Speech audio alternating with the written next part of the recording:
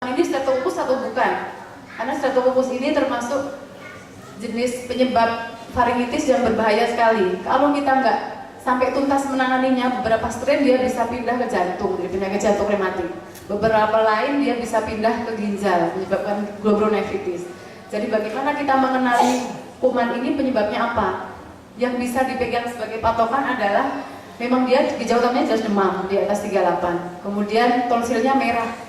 Merahnya merah cherry red. Jadi merah cerah ya, merah cerah gitu. Kemudian ada detritus, pembesaran limfonodi, ada skor McEsek di internet itu bisa dibaca ke arah mana yang mendekati ke arah tonsil karena bakteri streptococcus. Karena itu tadi lama pemberian obatnya harus tuntas 7-10 hari. Misalnya kita ngobatin pasien 3 hari sembuh, tahu-tahu 10 tahun jadi penyakit jantung rematik, apa kita nggak merasa bersalah? Karena mungkin pengetahuan kita terbatas, kurang baca. Slide lagi. Asma ini juga sering sekali. Asma dalam serangan yang sangat diperlukan kan kita tahu hanya bronchodilator, bisa golongan salbutamol, bisa golongan propaterol. Tapi kenyataannya antibiotik pasti sebagai ini, sebagai teman, namanya salbutamol. Padahal dia nggak butuh teman. Jadi intinya adalah atasi dulu serangannya. Antibiotik mungkin tidak perlu kalau memang penyebabnya adalah reaksi hipersensitif. Jadi asma itu kan reaksi hipersensitivitas saja. Kalau kita tahu penyebabnya adalah misalnya cuaca dingin atau batuk pilek, ya kita obati itunya, bukan antibiotiknya. Tidak selalu asma harus diberikan antibiotik. Yang saya heran, ini di rumah sakit nih, setiap pasien asma selalu leukositosis, Pak. Padahal batuk pilek baru tadi pagi, sorenya sesak, leukositnya 25.000. Jadi itu pertimbangan dokter yang ngasih antibiotik langsung merek paten tertentu gitu. Padahal pasien tidak apa-apa, habis diatasi serangannya dia nggak demam, besoknya pulang. Jadi itu yang kadang-kadang dan kita ada apa? Kalau saya lebih percaya ke arah klinis pasien. Kalau klinis pasien tidak berat, memang tidak ada fokus infeksi bakteri, kenapa harus antibiotik? Cukup bronchodilator cukup. Hampir saya amati seperti itu. Jadi asma itu semua leukositosis. Slide. Nah ini sebagai kesimpulan bahwa antibiotik sebagai obat untuk menanggulangi penyakit infeksi, penggunanya jelas harus rasional, tepat dan aman. Dikatakan tepat bila efek terapi mencapai maksimal, efektosis minimum, kemudian perkembangan antibiotik resisten ini seminimal mungkin. Slide. Ini sebagai masukan bahwa kita semua bahwa seluruh pemberi pelayanan kesehatan harus ikut mempromosikan pemakaian obat antibiotik secara rasional. Kalau bukan kita, siapa lagi yang promosi? Nanti semuanya juga pasti menjadi resisten semua. Kemudian seluruh pemberi pelayanan kesehatan harus senantiasa mengupdate ilmu yang terbaru sehingga pasien kita mendapat yang terbaik dan benar. Kita kan tidak ingin pasien kita dalam berkali-kali penyakitnya sama. Yang stres itu kita bukan pasiennya. Datang lagi tidak sembuh lagi, datang lagi, seminggu datang lagi. Harusnya stres kita bukan pasiennya. Slide. Nah untuk di rumah sakit saya ada usul dan seharusnya dilakukan suatu uji sensitivitas terhadap kuman di rumah sakit ya, untuk menentukan pilihan antibiotik yang tepat. Tujuannya itu cost effectiveness tadi. Jadi kita akan menghindari pemilihan antibiotik yang resisten. Kemudian ini buat Pak Ede, adanya teguran kepada pihak apotek yang menjual antibiotik bagaikan kacang.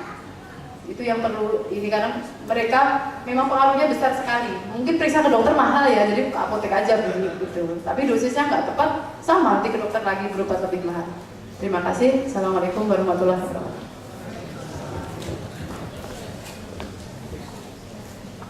Ini topik yang sangat menarik ya. Silakan dari teman sekolah yang mengajukan pertanyaan ke Bu Santi hari ini. Mumpung beliau masih berada di Kapuas. Silakan. Kebanyakan tercenung.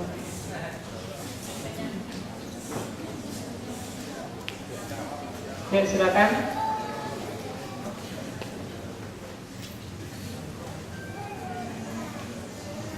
Udah pada pengen pulang semua.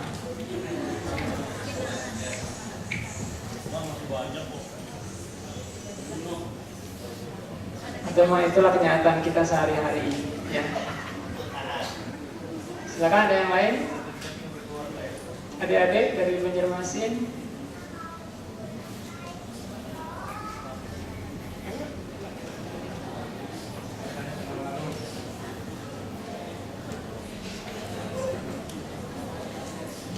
Pulau Kupang.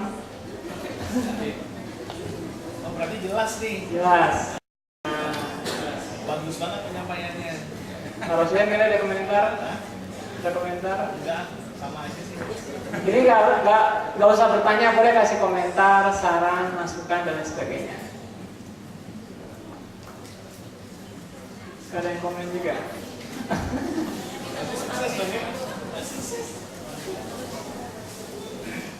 Atau dari pihak apoteker, Bu Rika?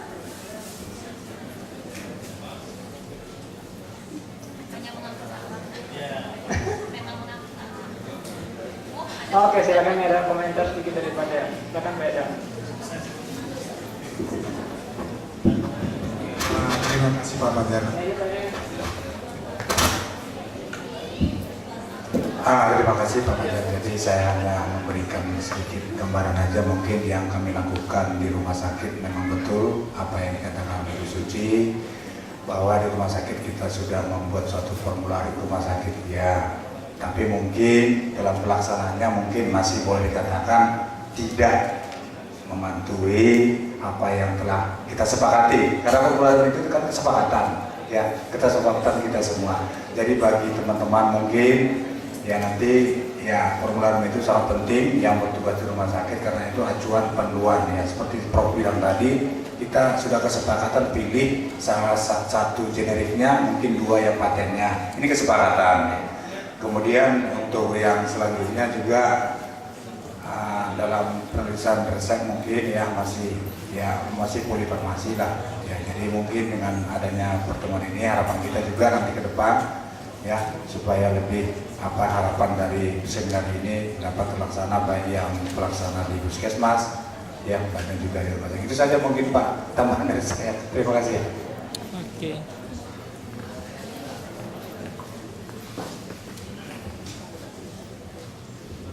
Silakan dari yang lain, kalau ada yang memberikan masukan.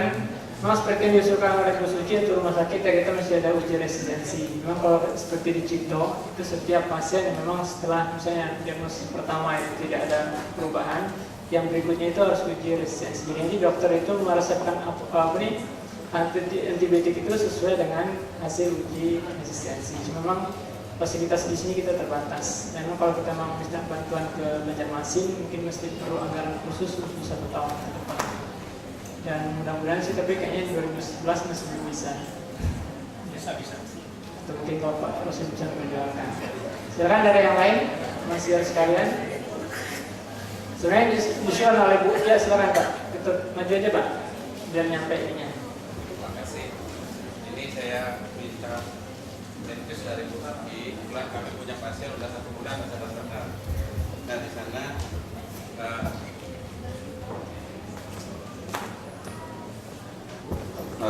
kami di diagnosisnya kan encephalitis, tapi pasiennya dewasa bukan anak. Itu sudah sempat dulu kan datang dengan kejang-kejang dengan hipertensi krisis. Saya curiga kan stroke hemoragik. Nah saya rujuk